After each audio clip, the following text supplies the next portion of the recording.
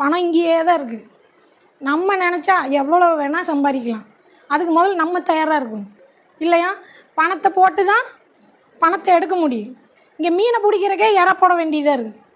எது ஃப்ரீயாக கிடைக்கும்? எல்லாமே இங்கே காசு தான் இல்லையா? பணத்துக்காக ஒரு வாழ்க்கை வாழ முடியாது. ஆனால் வாழ்கிறக்கு பணம் வேணும். நீ நிம்மதியாக வாழ்கிறக்கு பணம் வேணும். நீ செத்தா கூட உனக்கு காரியம் பண்ணுறதுக்கு பணம் வேணும். இங்கே எல்லாமே பணம் தான். அந்த பணத்தை எப்படி சம்பாதிக்கிறோங்கிறது தான் வாழ்க்கையே இல்லையா? இந்த வாழ்க்கையை எப்படி வாழ்கிறோங்கிறது தான் வாழ்க்கை. வாழ்கிறது வாழ்க்கை இல்லை.